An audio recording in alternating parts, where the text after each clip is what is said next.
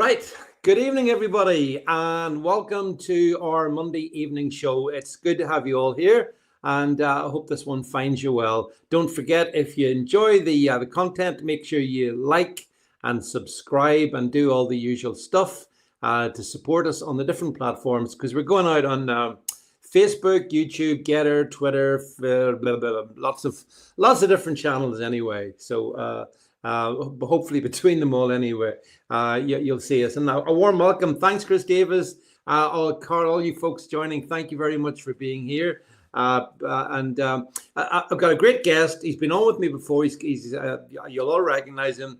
And I think you'll find the conversation really interesting. Before we get to the topic I want to talk about with our special guest tonight, there's just one thing I wanted to touch on just very briefly. And it's this. In the last couple of weeks, I found myself writing articles about how in Italy, Melania is planning to ban the burqa and the niqab and all face coverings from the public square in Italy. And same's happened in Denmark. And just the other day, if you want to see our Substack where all the stuff is, scan the QR code there and it'll take you straight to Substack. And here's the thing, look. So, I could just read the countries off. That's not just France. It's not just Denmark. It's not just Italy. It's not just Portugal. Across the European, hi Sheila, across the European countries, and we are Europeans. We're not in the EU. Well, we sort of half are, but they're banning these Islamic garbs, right? For various reasons, mostly to do with things like safety and whatnot, but not in the UK. And it just dawned on me, I was thinking to myself today, it's going to take a miracle to ban these face coverings in the UK. Why is that? Why will the UK not do this? I'm going to bring our guest on because I want to talk about this with him as well, because it infuriates me, because the reason I think that we don't want to do it or countenance here is sheer naked cowardice. It's spineless cowardice. That's what it is. We are afraid of that particular demographic, and therefore, because of that, we just can't do anything. Yes, Chris Davies, you're dead right, mate. No chance. Stormer needs the votes. In fact, look, let's bring him in here, because there's lots to chat about here. He's been with me before. Let me introduce the unforgettable Richard Inman. Richard, good evening. David, it's great to be back. It's been too long. I should read your mind. Do you know what? I think we've all been mega busy. There's been loads going on. It's difficult to keep up. It really is difficult to keep up. I mean, since we last kind of did this thing, you were obviously, Richard, very involved in the stewarding of the mega Tommy rally in London there back in September. Time goes by, Richard. September. Well, yeah. So I mean, which was like a momentous event that you were involved in. So I know you've been so busy doing all your different stuff, and I try to pass the idle hour away myself. And as I say, I just find myself, Richard, writing this stuff about, look at the Portuguese have gone and banned it, right? The Italians. Virtually not all European countries, but nearly all European countries have some sort of a ban, Richard, on face coverings, burqas and niqabs. And some of these are fairly liberalish. Denmark is kind of liberalish, but they've still decided no, we have to make a stand here. So, Richard, why? And my view is that there's no way we're going to ban it here in the UK. And I'm not even sure if a reform government gets in, if they would. I know that, to be fair, Sarah Potion has stood and told Stormer that he should ban it. So I don't want to be unfair, but if you take Labour, Conservatives, don't do it, Richard. Why is that? Tell us. Well, I mean, I think you said it in your intro, David. It is 100% cowardice. But here's the thing about it, David. The reality is it's moving deck chairs on the Titanic, because it's a lot more fundamental than banning the burqa. That's one. There's things that could be done overnight that would get rid of the jihadists, that would get rid of the extremists overnight. You ban halal food straight away. You just ban it straight away. Yeah. You start arresting people for polygamy. straight away. You're in a polygamous marriage. The brides get extradited to Pakistan, and the polygamists get put in prison. You really crack down on the grooming gangs, because they're not. Then listen, there's nothing been done. There's a lot of talk, but there's nothing been done. We know there's still grooming going on up and down this country. We know it's happening. It's got worse with the people in the migrant hotels. We know that. The government's even telling us that. So there's things that could be done. Extremist mosques closed down. And I'm a freedom of religion guy, right? You know, we know what that's all about. We know about the Reformation. We know what happens when we clamp down on religion. But I don't see Islam as a religion. I see it as a political, ideological cult.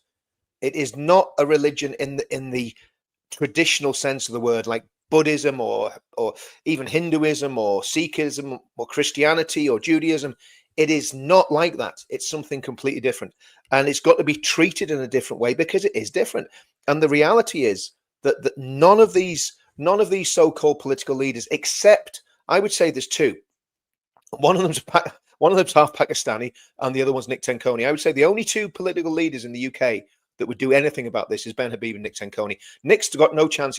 There's more chance of having a snowball fight in hell than basically Nick Tenkoni becoming prime minister. So to me, we need a leader that will stand up and do something about this stuff, David. And that's where the problem is. There is no leadership in the UK. Look at this that's happening and I know I'm going off on a tangent straight away, but look at this that's happening in Birmingham. This is a threat to national security when you've got an MP in Birmingham who is using all sorts of sniveling excuses to stop Jewish people coming and watching an Israeli football team playing in the second city of our country. And it's all gone. Have you noticed, David? It's all gone quiet. It was all over the news last week.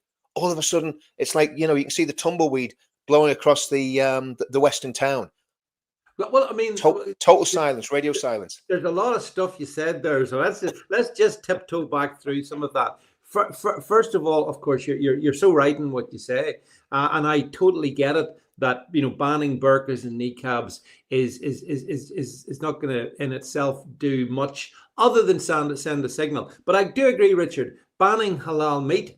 I mean, one of the biggest articles I've written on Substack was saying it's barbaric. We shouldn't have it in the country. But polygamy, you mentioned polygamy. Did you see, Richard, that the Manchester synagogue attacker guy, he had, did you see 3 wives? 3 wives. And I'm one to contend with having 3. I mean, in one way, he deserves all he got. But is it illegal in the UK? Are you trying to say anyone who had 3 wives would have suicidal tendencies? Is that what you're saying? No wonder he wanted to die. But I mean, no, which he did happily. Death by cop, it was like they used to do it in America, didn't they? Death by cop, Yeah, but the thing is that this guy, he's not the only one. There's a, and Richard, it's like, we talk about, I talk a lot about the importance of defending British values. Well, sorry, polygamy isn't a British value. Chris Davey says Mrs. Vance deserves a medal. I'll tell her you said that, Chris. All our wives deserve medals. Oh yeah, they all do. God love them. But polygamy is not a British value. Marrying your first cousin in these times is not a British value. Now, I know it happened in the past, but not in these times. A long time ago. A long time ago, right? It's amazing when cousin marriage was outlawed. All of a sudden, the IQ of the average Brit went through the roof. Apart from maybe in Hartlepool. Yeah, but did you know that Queen Victoria married her first cousin? Well, they're all like that, them lot, aren't they? That's I'm just saying. The aristocracy is known for being inbred degenerates, aren't they? So I mean, let's get it right. That's the way they kept the power. They married. That's maybe why Charles is so fond of the Islamic faith. It's maybe he fancies a bit of polygamy. He's getting a bit sick of Camilla, and he wants to plough other furrows. I don't know. Well, I just and the final thing before we get on to the main topic I wanted to mention is just kind of on this theme though. That did you see the story that broke today as well? You mentioned the grooming gangs, Richard, which are kind of everywhere really, but there's one notable exception where there's been no grooming gangs really found, and that just happens to be the capital. Londonistan, yeah, Richard. And I see people are asking. It's great to see people, asking questions, continuing to ask questions of Sadiq Khan. Just what has he been covering up? And whenever the Conservative leader on the London Council, Susan Hall, who's a nice enough lady, I know Susan. Whenever she's asked him questions about grooming gangs, his response is to say, "Well, what's a grooming gang?" Because he's playing word games, right? So, do you think, Richard, that I'm sure you do think that London has grooming gangs, and could it be the biggest grooming gang scandal of them all? What do you think? Well, how many Pakistanis are in London? And I know that sounds very crass, but that is really the test of where the reality is. Let's get this right. There have been cases in the UK of grooming among different Muslim communities, but a lot of them have been driven by the Pakistani mafia. And what we've got to understand, and this is going to sound racist, but it's not racist. It's a fact. There is a Pakistani mafia operating up and down the country, from Luton to Oxford to Middlesbrough to Bradford to Keighley to Telford to Rotherham to Rochdale, right the way up to Glasgow. So if there's a Pakistani community in London, it's almost certain that it's going on. But here's the thing. In England, it's primarily Pakistani. In Holland, it was primarily Moroccan. In Africa, it's the Fulani. Now, sorry, in West Africa, Nigeria, those areas, where, the what's called the bloody borders of Islam, and you could go right the way through that. And of course, in Pakistan, you've got an even worse problem. You've got the dancing boys in Pakistan, these little 13, 14-year-old boys that are taken, and we know what happens to them. I'm not going to say on the channel because we don't want to get you banned. But the reality is, there is something deeply sick and twisted in that religion. And we've just got to say that. Now, in England, it seems to be primarily a Pakistani problem, but we know it's happened with Bangladeshis, and we know it's happened with Afghans as well. So let's say a Southeast Asian Muslim problem. That's what it is. But the reality is... it's not really, because, I mean, Indian people don't indulge in this. Well, the Muslims would. Some of the Muslims would. Oh yeah, well that's true. That's true. Because there's a lot. Actually, in India right now, there's a lot of where there's a Muslim majority in India, because some of the states in India are Muslim majorities. Where there's a Muslim majority states in India, there are Hindu girls, Sikh girls, Christian girls in India that are actually getting groomed right now. It's happening where girls are getting taken off, and it's happening in Egypt with the Copts. So the Copts in Egypt, the Christian Copts, are getting taken by Muslim men, groomed, not even groomed, just taken, and I'm not going to say the word on the channel because obviously YouTube's a bit sensitive about the word, but we all know what I'm talking about. So this is happening right the way throughout the Muslim world, and it's happening for specific reasons, and it's because of the Prophet of Islam marrying a 6-year-old and consummating the marriage when she was 9. The idea of war booty, where women from different religious backgrounds can be taken as sex slaves, and so on and so on and so forth. So this is endemic in Islam, and but so it must be happening in London. It's happening in London. But and the final thing to be said on this, and then we're going to move on, is that you mentioned women there. Like, women and girls are most often the victims of this depravity, and we see this, and we've seen it, and you and I have talked to. I mean, we've been involved in this issue for good few years now, so we know pretty much a lot about it. But the thing that still bothers me is that when you read about the absolute horrors that are visited upon these young, usually teenage girls in particular, by these gangs, these rape gangs, and then there's a silence that comes from a big chunk of the feministas. They've nothing to say on it.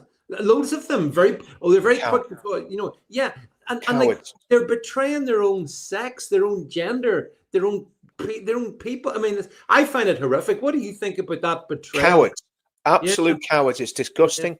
The feminazis are absolutely disgusting. They'll, and quite rightly, they'll go on about Me Too and this, that, and the other. Anyone that is treating women in that way absolutely needs to be condemned, whatever race or religious background they're from. But because it's coming from an ethnic minority that is perceived to be on the hierarchy of the grievance hierarchy is right at the, up at the top of the grievance hierarchy. They won't say a word about it because it doesn't fit their narrative, and it's absolutely disgusting cowardice. What they'll say when we talk about grooming, guys, oh, but most of the sexual assaults that happen in the UK are done by white men. Well, yeah, that's because most of the men in the UK are still at the minute white men. I'm not even sure if that's true anymore. But the reality is that what we're talking at is a very, very specific sexual offense, and it's family-based, group-based, generational grooming, because you can have fathers, sons, and even grandfathers involved in these cases, right? And it is organized crime as well. These gangs are not just doing grooming. They're doing drugs. They're doing people trafficking.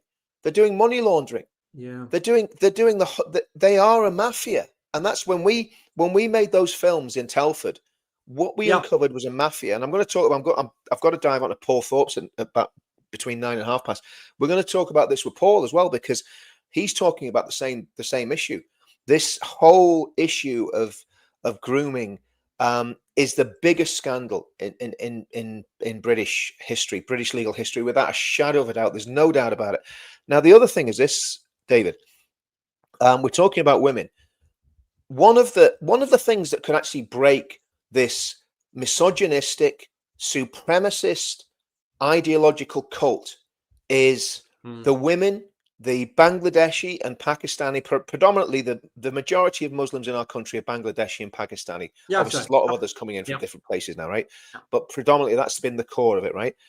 If those women were emancipated and the polygamous marriages were dissolved and those women were set free and were educated and realized the rights that they have, that would completely destroy this vile, disgusting, misogynistic cult, because the men are controlling them with violence, with intimidation, with fear. And that's a fact. So banning the burqa would actually probably go a long way to emancipating those women. Although I do wonder how, like allowing the burqa to continue and introducing digital ID. Now, there's a contradiction you have to wobble your head at. How's that one going to work then? Oh, here's me with my burqa. So therefore, you know who I mean. Ultimately, we summed it up nicely at the beginning, Richard. You've spoken very well on it. It's political cowardice. It's playing to the voter base. It's all of those things and the above. And things are just getting worse, until we find a way to make a massive political change that will enable us to do what even the bloody French have done. I mean, the French have done it, and France has massive problems, mind you, but they've done that. So yeah. Anyway, Richard, I want to bring it back to now. Richard and I were having a chat as we do off air in the past week, and Richard came up with something which I thought really interested me, because I mean, being a far right extremist conspiracy theorist as I am, or some people would have you believe, I'm always a bit suspicious of government. In fact, I'm very suspicious of government. But actually, I'm quite naive, and the reason I'm quite naive. Well, Richard's going to explain to you. We got onto the topic, Richard, didn't we, about this whole government sort of anti-terrorist strategy that they have, which has been a massive failure, by the way, massive failure.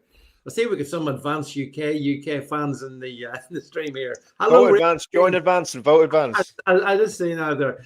So Advance is going to take over Northern Ireland, David. It's going to take over Northern Ireland. It's going to. It's just a trigger. Baby steps. Now, Richard, on this, so the government has this thing. It's called the prevent strategy, isn't it? Yeah. And you started to do a little bit of investigation of it. Yeah, and I mean, I'm really over to you. Yeah, sure. So basically, we've got Basil the Great. You know Basil the Great on Twitter. He's got a massive following. I need to do social media, because I look at all these guys and how do you get to have that many followers on Twitter? You know what I mean? But anyway, Basil's got a great following on Twitter, and I saw it. I think it was Basil. There was a tweet. It was Basil or one of the guys put a tweet out, and it was just a snapshot from the Prevent program. And I was like, and I read it. I went, what? So basically, what it was doing, it was basically equating right-wing thinkers and right-wing political activists like us with terrorists. I mean, I'll go through the document. So what I did was I went, okay, let's Google this just to make sure he's got it right, because there was a screenshot. I thought, okay, somebody could have doctored that. And it's not that I doubt Basil, because he's a great guy and he wouldn't do that. But I just thought, I always check my sources, because I'm going to talk about something. Good idea. Yeah. I want to make sure it's absolutely nailed on. So anyway, that opened up a whole can of worms. I mean, not much work got done on, I think, whatever day it was I spoke to you last week, David, not much work got done, because I went down the rabbit hole. And you know what it's like when you go down the rabbit hole, it takes you a long time to come back up for air. So I went down the rabbit hole of Prevent. And there's the links are actually in the document, and I will post the links in my videos after this. Well, actually, I'm going to say something. You might not even want to go on there. They don't take any details off you, but knowing the government, they probably know exactly who it was that was doing the course. So anyway, you can go online and do the Prevent course. And I thought, well, I don't want to do the whole thing because it'll take ages. So it said, have you done Prevent before? And I said yes, which of course I haven't. And I did the refresher. I did the refresher Prevent course, right? Yeah. But that was enough. And what I did was, I'm sure this is quite fine, and the government won't be upset by this. I basically copied and pasted all of the course into a PDF. So we've got the document. But I don't know if Jed can share that up on the screen here, and I'm gonna go to, well, there we go. So I can read that. I've got my glasses on, so that's fine. So basically, this is where it gets straight away. This is where it gets sinister. Okay, so extremism and terrorism. Let's just read what it says. Extremism and terrorism are sometimes used interchangeably. Both pose a threat to people, but they have very distinct definitions. Extremism, now think about this. Extremism is the vocal or active opposition to fundamental British values. I mean, do you know what? When you read this, David, right? It's comical. It's actually it's funny because you'll see how it contradicts itself. Okay, so extremism is the vocal or active opposition to fundamental British values, including democracy, the rule of law, individual liberty, and mutual respect and tolerance of different faiths and beliefs. Now, I would actually go as far as to say mutual respect and tolerance of different faiths and beliefs is actually not a British value, because Britain's a Christian country. So I just don't agree that that's a British value, but that's just me. Anyway. Well, actually, Richard, if you check British history for about the last 400 or 500 years, you will see that is most definitely what they're saying. It doesn't sync with history. Well, I mean, you couldn't even be the king or the prime minister if you were Catholic until about 10 years ago, until Tony Blair converted to Catholicism. You know, so Blair's a lot to answer for, but there we go. What turns any type of extremism into terrorism is the belief in using violence to further your cause. Okay, okay. Fair enough. Terrorism is an action or threat designed to influence the government or intimidate the public. Its purpose is to advance a political, religious, or ideological cause. Now, I want to think about it. I don't want to get too anal on this, but I want us to think about what all these definitions are saying. So terrorism is an action or threat. A threat? Is a threat really terrorism, David? I would have thought it was an act. A terrorism is an... That's what I would think. Or a conspiracy to commit an act. But it's, if you threaten to put 10,000 people on the streets, is that terrorism? Surely not. So because that could influence government or intimidate the public. So what they're doing is they're broadening the definition of terrorism. And again, that in itself, I think, is very sinister. Then it goes on. It's important to remember that not all extremist groups, whether Islamist, extreme. Now, this is the one to really focus in on, folks. Whether Islamist, forget about the Islamist bit. We all know what that is. Extreme right wing or other will commit terrorist or violent acts. However, some groups pose particular threats, both online and offline. If we can have the next slide there, Jed, let's have a look. Is that we got it? Yeah. Okay. Here we go.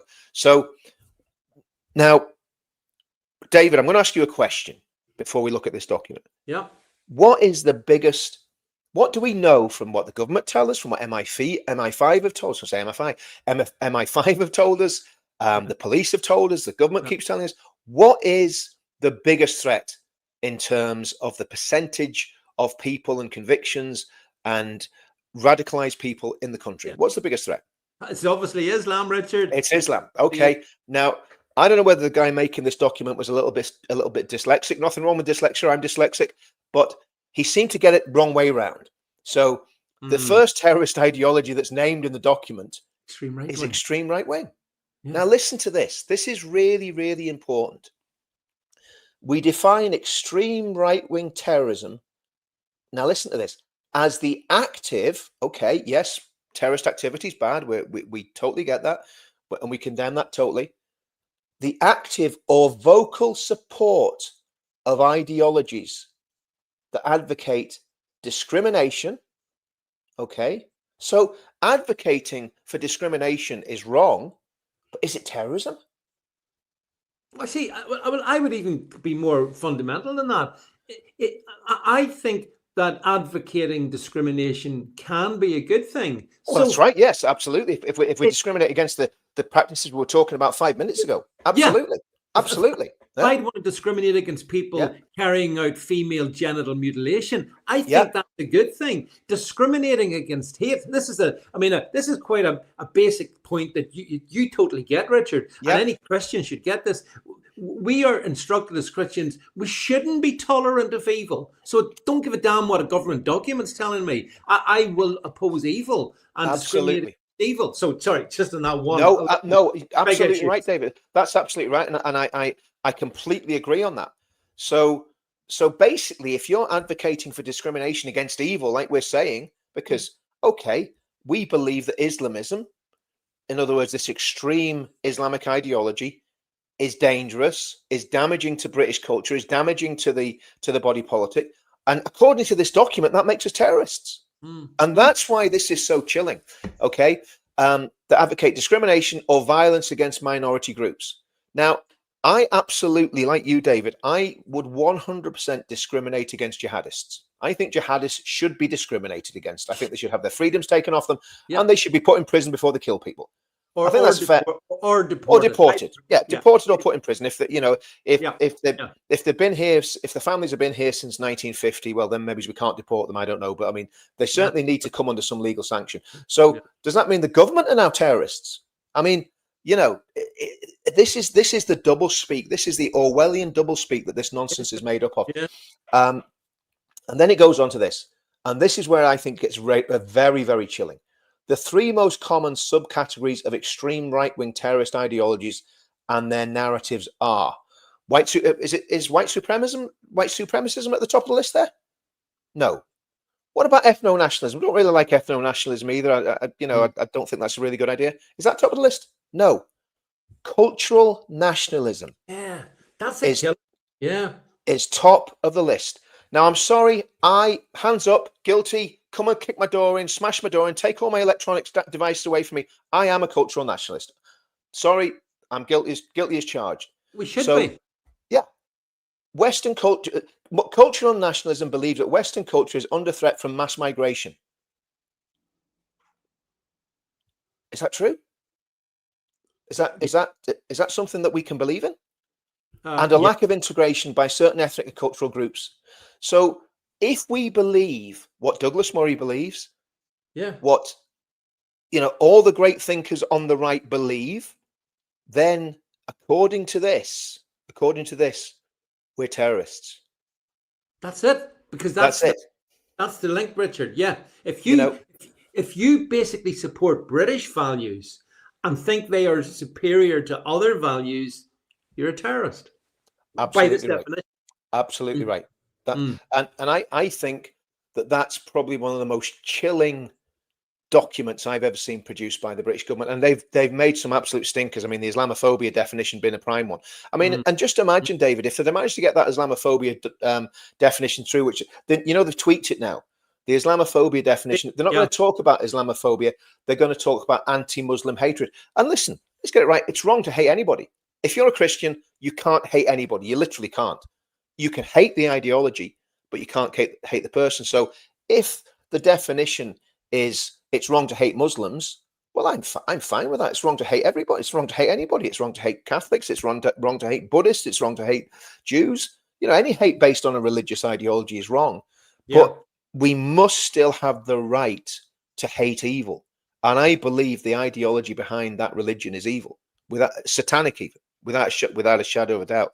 So this is where we're at, David. And I'm looking at that. And then you go down and white ethno-nationalism, white supremacism. But they know that the vast majority of patriotic people in this country are what would be called cultural nationalists. So they have got a catch-all there where they can destroy people's lives, destroy people's careers. I've had this happen to me. The biggest agency in my industry cancelled me after the demo in October last year. Cost me thousands of pounds. They cancelled me because they didn't agree with my values. And there's not a thing you can do about it. No. And that, but Richard, I'm looking at those three categories, and like, there's no doubt about it. It's an outrage to suggest that cultural nationalism, which it almost defines the country. I mean, you actually, it's desirable to have cultural nationalism, but that can lead to, it can be seen as extreme right wing. And then the other two categories there you mentioned, or that mentions, white, the ethno nationalists. I mean, the ethno nationalists aren't my cup of tea, but I think some of them are driven into ethno nationalism because they see how badly they are treated for their cultural nationalism, and I sort of feel a wee bit bad for them. Although, having said that, the groups that you and I have been in London, and the Tommy things, I mean, there's been people of all skill. I mean, all different skin colors. The one thing they have in common is, like us, Richard, a pride, and love of our country. So I don't. That's why I don't go into the ethno nationalism. I don't go into the ethno nationalism, but like you say, I actually do understand it.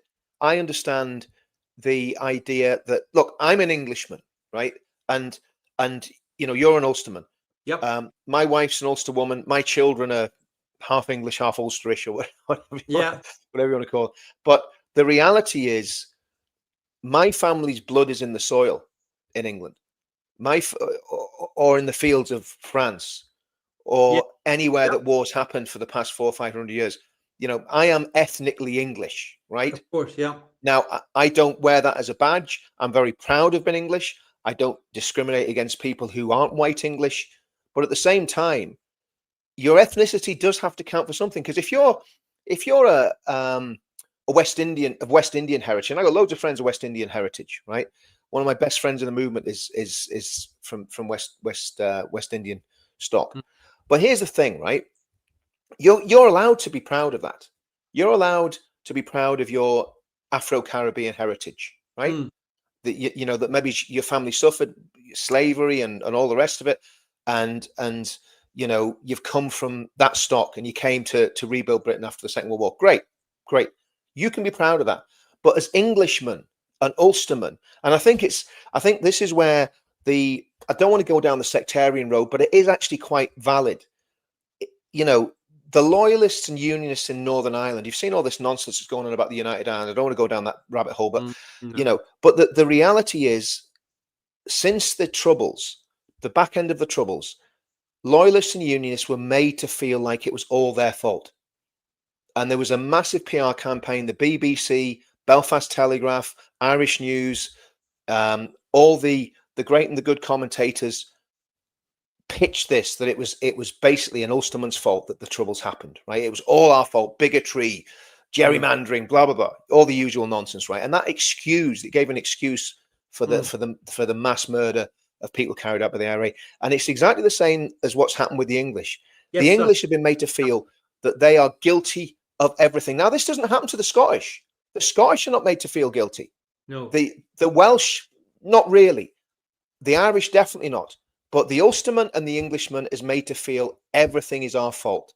And I think that's reprehensible. And it is a form of racism, and it's a form of bigotry. And it's a form of racism and bigotry. Well, I suppose you call it bigotry more than racism. The white middle class in England are more bigoted against the white English working class than anybody else. That's a good point. The great chattering. And that's what gives them the temerity to produce documents like this, and to expect us to, what they're doing, what the government's doing there is declaring war on the British working class in that document. That's what they're doing, David. And I think the British white working class, and it's reprehensible, and it's wrong, and it's evil. And we had a laugh about it when I went through the Prevent course. We'll not go much into any more document, because there's no point. Just be reading reams and reams of the same old. But it is very, very chilling, because that's what they think of us. And You see, yeah, Richard, one of the things that my producer, who we've spoken to off air, Jed, and we often talk about is the fact that he's English and his yeah, roots go back, not just 50, 100, it goes back hundreds and hundreds and hundreds of a years. thousand. My family, Yeah, 1,000 years at least. 1,000 years. Yes, exactly. And I know my own roots because I've traced them Yeah, back certainly to the 1600s. So I know, and they're in the soil of the country I live in. So, yeah, so this is why, I do welcome people from ethnicities who come here and integrate and support. yeah. I've even today on Diwali, happy Diwali to all my legions of Indian fans. I appreciate them so Yeah. much. But the thing is that your Englishness, Richard, is in you, and it can't be taken. The fact that you're being penalised for you're guilty of being English in England. Come on, Yeah. how? Because the middle class haters who devise documents like the one you've put up on screen, Richard, they're the self haters. They have been conditioned to hate the stuff that made us great. Actually, if you think about it. I mean, I would say the United Kingdom, because I would love to. Do you know what? I'd like to see United Ireland, David. I'd love to see Ireland join back to the mothership and become part of the United Kingdom again. I think that'd be a great thing. I think it'd be great if we just took because the reality is we're just cousins who are separated by a silly sectarian squabble, But the reality is that you should be proud to be an Ulsterman, because if you look at the sacrifice that Ulstermen made in the First and Second World War, not just the First World War, that's well documented, but in the Second World War as well. You look at people like Paddy Blair Main and look at what that man did, and all the men that fought alongside him. Proud Ulsterman. And I'm proud to be English, because when you look at the inventions that came out of England, you look at the thinking that, and actually if you're Scottish as well, I mean, this if you look at what the Scottish did in the British Empire, do you know what? I'm proud of the British Empire. The United Kingdom itself is this remarkable thing, and it does combine the best of, I think, the four home nations. But as you say, Richard, you're right to point it out, though, the Scots don't get the bad PR. Yeah. The English do, and that here in Northern Ireland we do, and the Welsh, I'm not sure what they get, but Wales has always been kind of in the shadow of England, so it's a bit tricky for them, I suppose. I was going to say something about sheep, but I bit my tongue. No. But I mean, and James Jameson agrees with you. He agrees we should be proud of the empire. And sort of, I am unambiguously. I mean, no empires are perfect, Richard. The British Empire did bad things, but every empire in history does. The current empire in history, there's an empire at the moment. It's called the American Empire. It's been there since 1945. It's done things. It's got things wrong as well. Yeah. No, you're holding people to an impossible standard if you say, look, basically rule the world, but make sure you do everything perfect. It doesn't work like that. It does more like that, because you're dealing with imperfect people. But let's get it right. We exported a legal system. We exported the King James Version of the Bible. We exported Protestant Christianity. The missionary movement did massive, not just gospel preaching work, but it was involved in healthcare. It was involved in helping to create good governance. And even if I remember rightly, the practice that the Hindus had of burning the wife on the funeral. Yes. Yeah, we did. I mean, imagine you were a poor woman that was in a bad marriage to some Hindu geezer. He croaks it, and then you end up getting thrown in the bonfire with him. I mean, and we stopped the transatlantic slave trade. Exactly, and it was Christians that did that. It was William Carey in India, who was the first missionary to India, the first Protestant missionary to India that got that banned. He lobbied. I can't remember the name of the guy, but there was a British general, I think, ended up banning it. But it was Carey that brought that to his attention. And with the slave trade, it was William Wilberforce who was heavily influenced by John Wesley and George Whitefield. So all of this came out of Protestant evangelical revival Christianity. And that's what made the British Empire great. If we hadn't had that restraint on us, we'd have been like the Spanish Empire, we'd have been like the Roman Empire, we'd have been like the Ottomans. But we had that restraint of Protestant Christianity holding everything together. And you can't even talk about that now, David. No. I see a comment here. Someone says, I go to a little bar in Belfast, and the walls of the 36th Division, or the men are all on it. My great grandfather Vance died on the 1st of July 1916, along with, so he was 31-year-old then. So, Richard, as you say, and it's a very profound point, these things are in you. Like you cut us open, and that's what's in here. But it's a unified thing. My great grandfather gave his life for the for this UK, and similarly with so generations of English, Scottish, and Welshmen. But that's why I do struggle then when I see people coming here in the last 40, probably the last 40, 50 years, and declaring that, well, they're as English as the rest of us, or British, but they're not. It's true, they're not.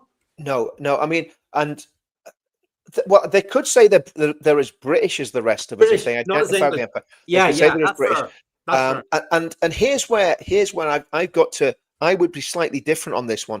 I would say if we've got a Paul Ince or a Saul Campbell or Theo Walcott, those people are not genetically English, but my goodness, they were very valuable members of the English team, and it's the same now when you look at the England team now. Yeah. And if those men will pull on an England shirt and say I'm English, now here's the thing: if they're just doing that for selfish reasons, then it's wrong. But if they're doing that because they love the country and they were born in the country, then I would say yes, they're English, but they're not genetically English. There's a difference, isn't there? So are you saying, I'll throw this curveball at you. Yeah. So are you suggesting to me that if you're born in a stable, you must be a horse, or are you telling me if you're born in a stable, you could be a horse? Well, you could be a horse if you're playing for the England team. Yeah, and I agree, because I've watched those games with those guys, Richard, belting out the national anthem and the pride and the badge, and I've seen all that. Which is this is where I think you and I deviate from the ethno. We'll exactly. flagged off for saying this, but I don't care. I mean, what I think my point is that there's if you're born in England, then you might not be genetically Anglo-Saxon or whatever we are. We're not all obviously Anglo-Saxon. We've got loads of Norman blooders and all sorts of, but we're pretty much a settled race. The British are the British, including the Irish, the Scottish, and the Welsh.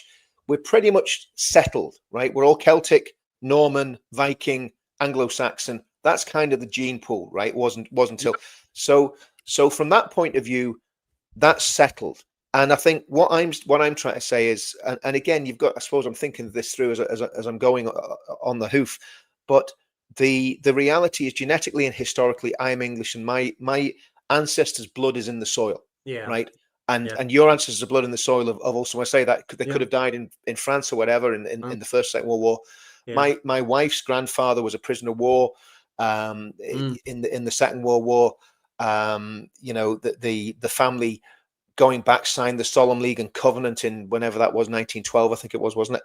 So my wife's proud Ulster through and through. I'm proud English through and through.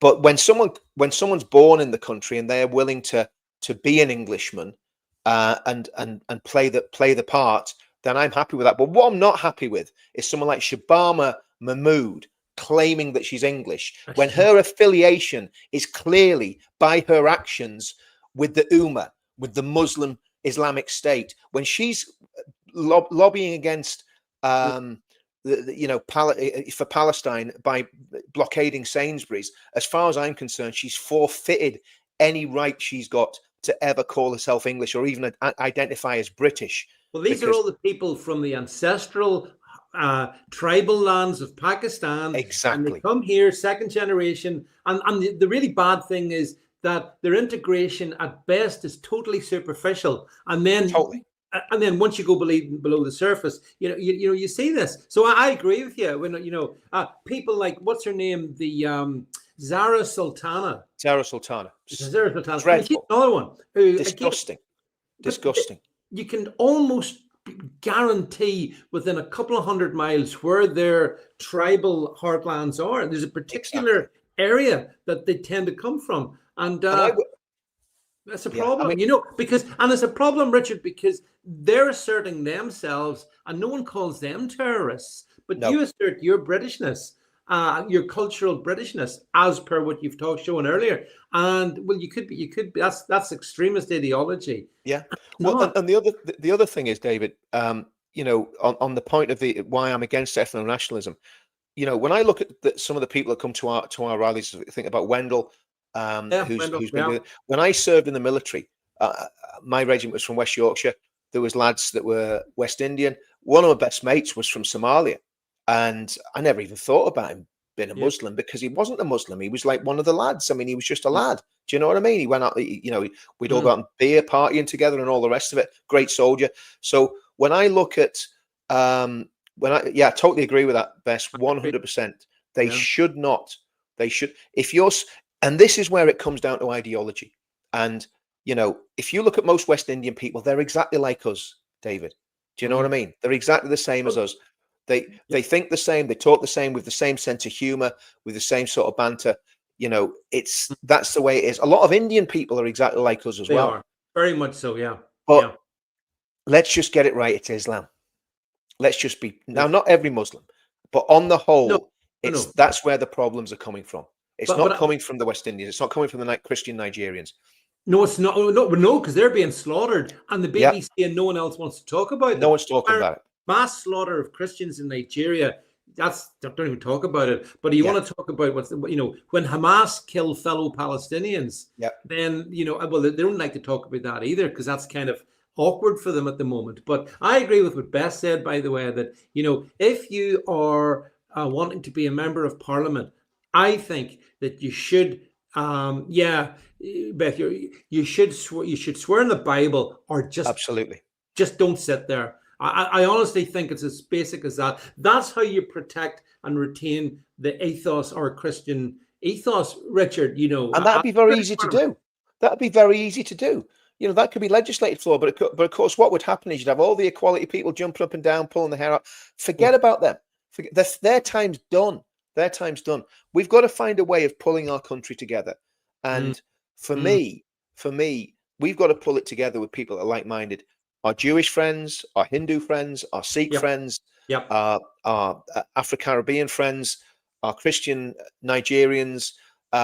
We've got to pull all those people together into our movement, and that's what we've been trying to do from the beginning. Is say, right, this Yep. is not a sectarian movement. We want everybody in the tent, and people like Shohab and other Muslims who are Muslim really in name only. They're not Quran Mm, bashing, mm. polygamizing, child, whatever, Mutilating. cousin Yeah. marrying, terrorists, right? No, no, You they're not. No, no. they're good people.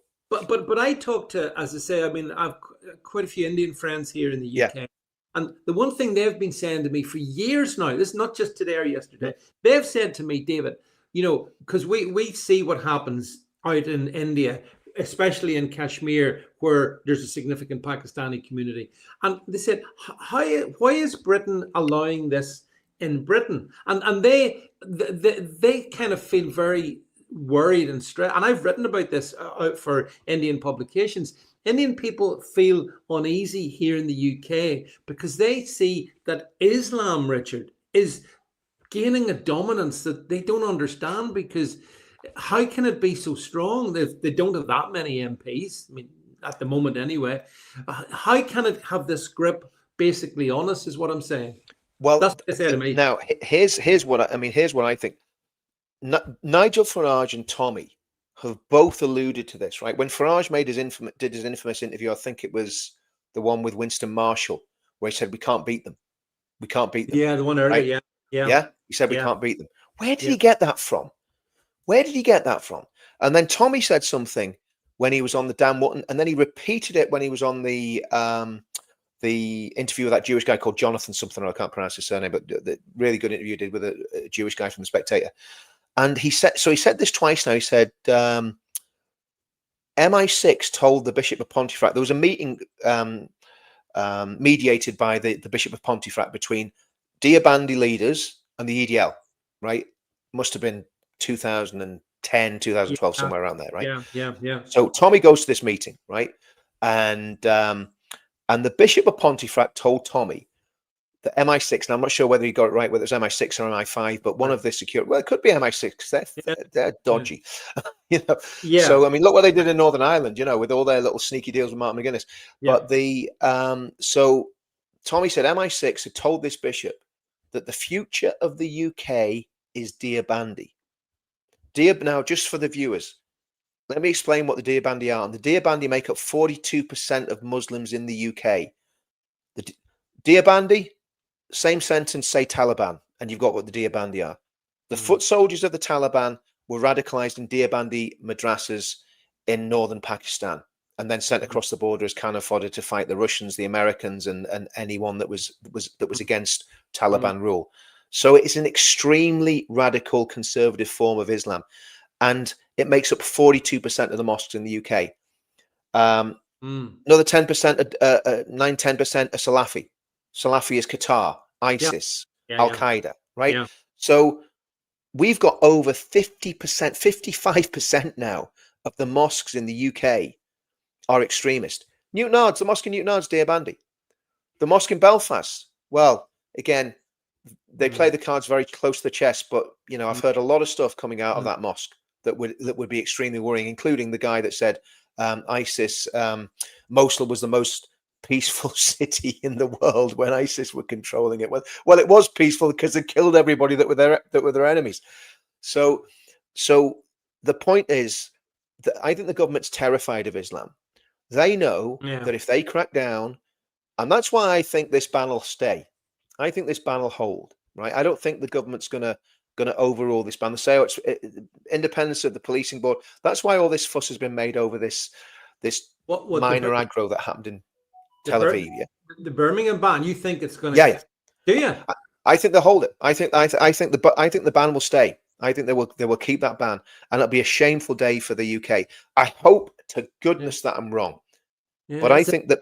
I think the Muslim communities all over the country will explode if that goes ahead, and police officers are brought in and they're cracking Pakistani skulls in Birmingham. The whole of the country will go up, and I think the state knows that. So I think what we've got to do, we've got to go there in numbers ourselves and have a peaceful protest outside the stadium, standing in solidarity with our Jewish friends and neighbours. Well, I saw Tommy on his current grand tour of Israel with his Maccabee he got their shirt on, didn't he? But having said that, you know, I mean, it's absolutely disgraceful. The decision was made, obviously, in the first place. Horrible decision. Did you see the media's been playing up the fact that at the weekend? That's what I was saying. Did you see the weekend? The Maccabee Tel Aviv. There was a football game, and there was a bit of hooliganism. Yeah. And that proves that they shouldn't let them into the UK, apparently. Did you see? What do you think of that? It's disgusting. It's absolutely disgusting. And of course, Ayub Khan, is that how you pronounce his name? Who, incidentally, we got a photograph of him with the core of our grooming gang suspects in Telford, and the lawyer. I've seen that photo. Ahmed Yaqub is also associated with that, with those people that were in our videos, and we were looking very closely at these people, so we know what's got. We obviously, I don't want to get dragged through the court, so I'm going to be very careful what I say. Be careful. Yeah. But all I'm saying is we know that they're known associates of those people, or they've certainly been photographed with them. Well, Yaqub actually worked with two of the people that we were investigating during those documentaries. So that's all I need to say on that. But the question is, David, how deep does that rot go? How deep does that rot go? So if these Islamists are also associated with the grooming gangs and the Pakistani mafia, that means at the flick of a switch, they can turn violence on anytime they want. But it does. I mean, and that's why the government's terrified. And then you factor into that. Yeah, I'm really interested in the fact that you're predicting that, because in my mind I thought, well, Stormers made a song of a dance, a bit of a song and a dance, and a few others have said it as well. So is Labour going to basically give the Birmingham police whatever resources they need so they can police it? Do you think they're going to keep the ban and they won't actually? I think they'll keep the ban. I think they'll kick the can down the road. That's it. And so I think what we've got to do is I think we've got to put 10,000 people into Birmingham. 10,000 patriots into Birmingham, standing up for the Jewish people and standing up against anti-Semitism. That's Okay, what I think we've got to do. can you imagine what it must be like to live in Birmingham and be Jewish? Well, absolutely. Like This that, is the like whole. This is the whole thing, David. This is so sinister. I mean, have people forgotten what happened in the Holocaust? You know, this is how it all happened. This is it. It's like a rerun of 1930s Germany, except it's happening in England. do you And know? as an Englishman, as a proud Englishman, I'm horrified. And I want these Islamists arrested and deported. I want all of these jihadi lawyers arrested and I want them all gone. I don't want them in my country anymore Well, because the I'm thing sick is, of them. if we don't deal with it, I saw a very trusted Jewish friend of mine yesterday, I think it was, or today, saying that just about every other Jewish They're person they going. know in the UK is currently thinking about, do we leave? Yeah. We probably need to go out. Like that's incredible. That would be something we haven't seen in, oh gosh, in centuries. But yet Cromwell brought the Jews back he to brought England. them back. He did. Oliver Cromwell, and he did it for religious reasons. Again, he did it because John Owen, another Puritan, said the Jews are God's people. God is going to save them at the end of time. We need to look after the Jews to hasten the millennium. They brought them back to England because they believed that the Jews were a part of biblical prophecy, which of course I believe that 100% as well. I've studied it for years. So the reality is what we're doing is we're getting rid of talented actors, lawyers, doctors, scientists, engineers, successful businessmen, people who have contributed immeasurably to society, and we're replacing them with Abdul, Muhammad, and Aisha from Kashmir and the Northwest frontier. And I'm sorry, that's not a good deal.